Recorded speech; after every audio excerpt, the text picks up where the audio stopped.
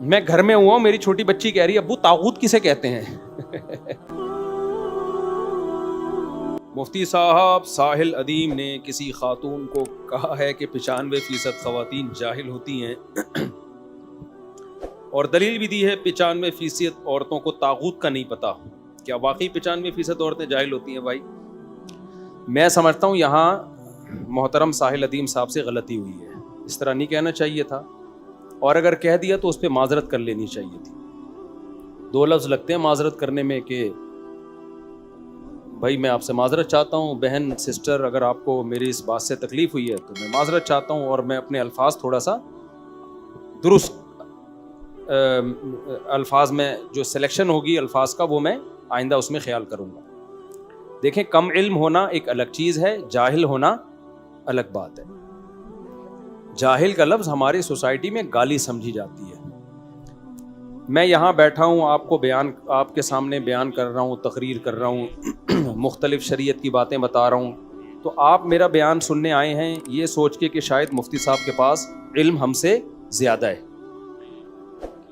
دین کے علم کی بات ہو رہی ہے, ہر علم کی بات نہیں ہو رہی. آپ کا یہ خیال ہے تبھی آپ مجھے سننے کے لیے آئے ہیں کہ بھائی ہمیں یہاں سے کچھ سیکھنے کو ملتا ہے.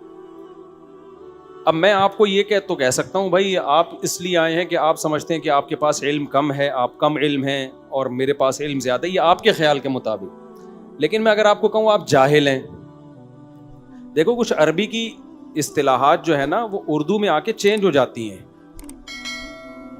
جاہل عربی زبان کا لفظ ہے, کم علم کو ہی کہا جاتا ہے, لیکن اردو میں جب آپ کسی کو جاہل کہیں گے نا تو یہ اس کا مطلب اس کی توہین ہی ہے, یہ انسلٹ ہی ہے, اس میں کوئی 2 باتیں نہیں ہو سکتی.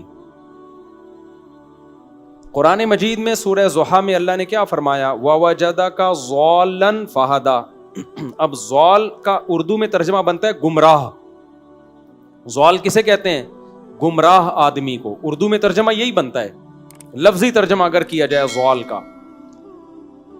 قرآن کہہ رہا ہے وَوَجَدَكَ ضَالًّا فَهَدَىٰ, اے نبی ہم نے آپ کو ضال پایا اور ہدایت دے دی. اگر ہم ایز اٹ از ترجمہ کر دیں گے تو ترجمہ کیا بنے گا؟ ہم نے آپ کو گمراہ پایا اور ہدایت دے دی.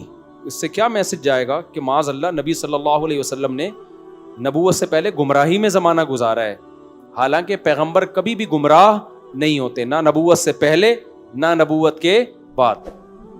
اب کم علم کا عربی میں جاہل کہتے ہیں, لیکن آپ نے ایز اٹ از اردو میں لگا کے بول دیا کہ اتنے لوگ جاہل ہوتے ہیں, تو یہ جملہ غلط ہے. تو غلط بات پہ معذرت کرنے میں کوئی حرج نہیں ہے.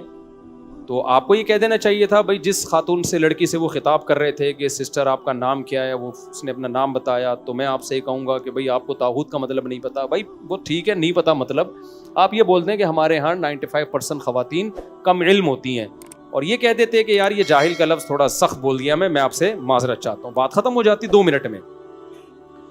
تو وہ جب بھی آپ کسی کو, اور اتنے بڑے طبقے کو جاہل کہیں گے, کوئی 1-2 کو بھی نہیں, تو خواتین کو انسلٹ تو محسوس ہوگی نا, ہمیں جاہل بنا دیا.